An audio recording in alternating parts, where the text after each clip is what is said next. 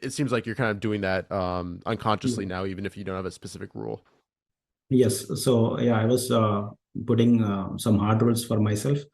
Yeah, as you said, taking a break, and not number of losers wise, but if I, for example, if I'm in a minus 10% drawdown, or minus 15% drawdown, so I would say to myself, okay, take it easy.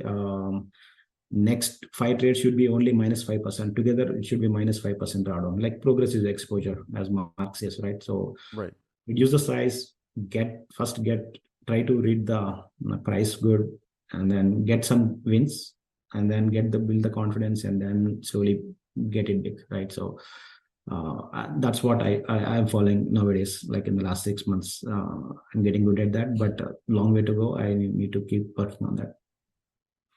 Yeah. Anything else, looking back at your data from the year that you think is significant or just, over the course of this process has been interesting for you and might be interesting for everybody watching?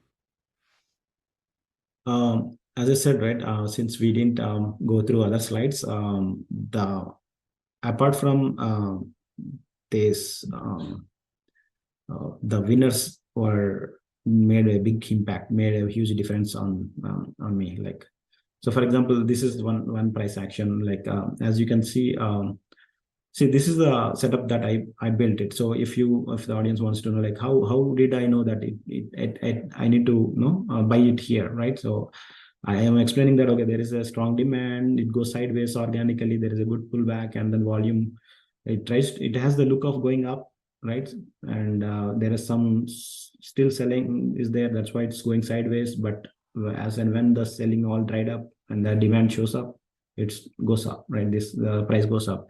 And since I kind of I had this playbook, right? uh, as you can see, like, I have this playbook, and it will have the same action. Hmm. I have like all these slides, and I go through them very frequently, like once in a week, or like once in a month.